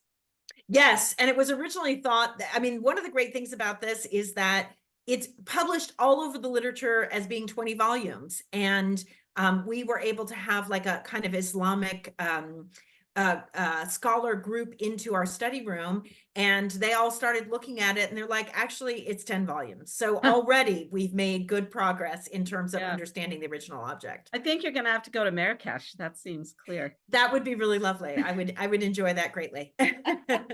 And I see Lisa's comment in the chat. And yes, obviously it's great that these are textual objects, but also helping people who are coming to the Getty and have never seen me before, understanding that script was the primary form of visual decoration in Islamic Qurans of this era. Yeah. It's wonderful. All right, and it looks like we have a question. Let's see, I think Will was first, and then we'll go to Yale. Thanks, Maggie. And I just got in there. Thank you to everyone. These were such amazing papers, really, really interesting projects. I had a question for Lynn. I noticed that, well, as you said, that project pays so much attention to detail, and you could really see the difference in the way that the parchment actually moved in your hand when you were using the VR experience. But in the same vein, I was curious about the setting. So could you talk at all about the beautiful church background that it's all taking part in? Is any thought given to picking a particular church, a particular time period, to kind of take that interactive, fully immersive experience even further? So that's a really great question. And in fact, we went to the church named in the back leaf of the cover of the book, where this person apparently signed the book, and made a 3D model of it. It is quite changed from that period 500 years ago, as you may imagine. And so in the end, what you see in this current version is a kind of placeholder church, a similar church, not St. Elizabeth's in Ghent. And what we are working on is taking the floor plan of the existing Béguinage residences, which are now part of a dispersed UNESCO World Heritage Site. And this is really Sabina's project. She's finding historically accurate and appropriate furnishings and details and all the other aspects to recreate a historically accurate residential room for a woman living in this kind of a Béguinage. If what you're looking at, just as a final point, is a 360 static panorama image, like the kind you almost might be able to make, with your own phone, except this one is, you can look all the way up to the roof and everywhere around you. If we were to use a 3D model as we're creating for the residence room, you'd be able to move through it and have multiple degrees of freedom, which is not currently present in this experience now. Oh, wow. Brilliant. Thank you. So that's part of a much, much bigger project, another side to this. So the creation of the historically accurate residence room is nearing its completion, and then we'll be able to put the existing manuscript into it. Adding any kind of complicated movement would be another addition to us, to the project. Right now, you can just sort of scoot yourself away from and back up to the manuscript table. Oh, thank you. Thanks. Okay, thanks. Let's see. So Yael did have her hand up first, but Beth, were you going to just add something quickly to that or something? Okay. And Yael, did you still have a question? Okay, it's actually quite similar question to Will's, Okay. to Evelyn, but to a different thing. When you talked about recreating the manuscript, like page turning and the physics of everything, I was wondering if there is a different step or level in this project about creating different scenery. I'm just thinking about my court clerics and thinking about the place they used to live and how they used to read their manuscripts. So I was wondering if that's any thought to this project. So that's an excellent question that really goes to the heart of how we designed this, not to be for one manuscript, but in fact to be a template with instruction manuals that allows other people to take scanned legacy or specially made 2D images and transform them into a 3D manuscript, and then also to place them in any virtual space that you might create or have access to, whether a contemporary panorama or a custom-built 3D model of a space. So this is being designed to give away. And, you know, there are quite a few undergraduates out there who have already tried using this template Unity experience for other manuscripts, you know, Shakespeare folios and even, that's really at the heart of what this effort is to allow other people to do this and to bring in other virtual spaces. You could bring in another virtual space to this manuscript if you wished as well. Great, thank you. Yeah, I have to add, I love that the book like tells you that you need to be more gentle when you're turning the pages if you go too fast. That was adorable and hilarious at the same time. All right, so yes, Elizabeth. I had a question for Yale. I just happened to have done my dissertation on illuminations of the Roman de Troyes, so I'm always eager to hear about people doing things with the Roman d'Antiquité. And I was wondering, you know, the keywords that you identified, the sort of 5 big categories, made sense for searching through the different things. But I was wondering, is there a capability in what you've envisioned or how you think it could be set up to do different kinds of categories? Because I, for instance, would love to know how many times the 3 Romans d'Antiquité talked about art as part of the medieval social fabric. So yes, of course, you can put in as many words as you want, as many different categories in the CatMock program. It called tags. So you just annotate in different colors, or you can search in different queries. Like I chose the similarity just because it worked for what I wanted, but you can search with different kind of queries. For example, like topic modeling. So if you put in some various words from the same topic, it will suggest other words that exist in the text. And you can also take the statistics right away from CATMA. But I thought the way vis-a-vis visualize it gives you a better understanding of it. But you can only use this one program to put in as many words as you want, to tag as many categories, and you can put in layers of annotation. So if you want to search all of the words relating to arts, but not words relating to, for example, paintings, so you can create 2 layers of art in general and paintings in specific, and then you can do like subtract from it. So you can just play around with it. Very cool, thanks. Great. So I actually have a question for Lisa, and this is not particularly complicated, but I was just curious, when you're doing when you're able to put all those manuscript leaves together and you're doing it like in a classroom environment, what is the time? How much time does it take? Is that something you do with students over like a semester, or was that at one of your shorter, like a couple weeks? We do it over, it's about half the semester. So after the midterm, I introduce them to their leaf, and then we have a series of benchmarks week by week. You need to have identified your, what part of the manuscript it is, or you need to have come up with a sense of date and place of origin by the second week. So there's sort of these benchmarks that I want them to hit every week, and then they have to have created their fragmentarium record by a certain date, because we're going to work in class on putting all the leaves in the right order.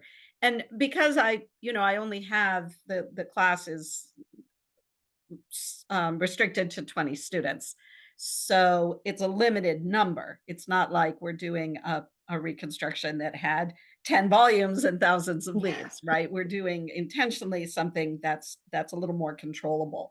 I generally have, between 20 and 30 leaves or images of leaves that I can get my hands on. So it's pretty controlled.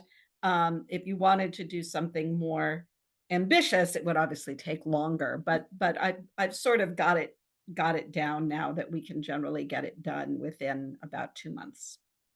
Yeah, it's always interesting to me with DH projects because some of them are so time intensive and yeah, I don't know if you had any experience when because you said some of your texts were already digitized and you could go in and clean them up, or it was easy to get it into whatever format you needed. But other times, it's really a slog to try and put something through an editor or having to go line by line depending on what you're doing. So it's an interesting perspective I like to bring up. Mm-hmm. And it looks like Lynn and Lisa are going to have a lot of fun things to talk about with the Beauvais Missal. I just love the idea of being able to actually put it back together as a book that you can move through in space. It's really amazing, especially for something, and again, it's true with the Pink Quran, it will never exist as it once did. It cannot exist anymore in its original shape. And so when you're, it's like what we're going to see later this afternoon, when you do these renderings of three-dimensional archaeological spaces of places that are now in ruins, that you can visualize what they once looked like. And that's sort of what we're trying to do here, is recreate something in virtual space that cannot exist in the real world anymore. And Lynn, I love the idea of doing the Pink Quran and doing an Islamic hit space for it. But does your technology allow for books to go the other way? I mean, yes, it does actually. We Yeah. took the Leningrad Codex, which is the oldest complete copy of the Hebrew Bible. And yes, it goes the other way. We've only put the 50 pages of the book of Genesis in there so far, just to try it. Oh, that's cool. Yeah, I think I Fragmentarium remember seeing also that. has right to left capability. Oh, great. Well, it's a great project for one of your students, Lisa, who has Arabic. Yeah, I don't tend to have students who are Arabic readers, generally speaking, but if I did, I would that Someday. would be really cool. And if Well, I maybe can a attest as multi-institutional. Sorry, Yael? Oh, no, and I'm saying if I can attest as a Hebrew reader, it's very different experience when I try to read like French manuscripts, because I have to work in the other way around for open a book. So it's a very different experience. Yeah. Well, I think this will be productive of perhaps future collaborations for us. I'm really delighted that you all brought this session together and to hear about your work, all of you. Yeah, thank you. I will say thanks again to our wonderful presenters. This has been a lot of fun. I know I'm very excited. So again, I will give you a round of applause, even though the rest of us maybe are not able to.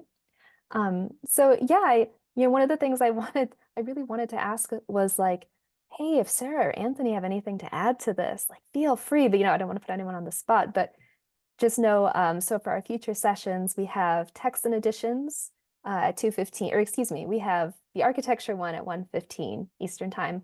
So I think that one will be really interesting to kind of compare, especially to Lynn's work. And I'm really looking forward to our feature presentation at 3 o'clock Eastern, which will be building virtual cathedrals and things like that. So I hope all of you, if you're able, you can come to that and add your perspectives. Before we close and disperse for a break though, if our presenters would be willing to add contact information into the chat so that anyone who wants to continue a conversation or reach out to you with a question later would be able to, we'd really appreciate that. And let's see, I believe that wraps us up 2 minutes early. So now we get a 7-minute lunch break if you're depending on your time zone. All right. Does anyone, any final questions? Otherwise, I think we are all set. All right. Thanks, everyone. We will see you back here in just about 5 to 7 minutes for the next presentation. So thanks. It was a great session.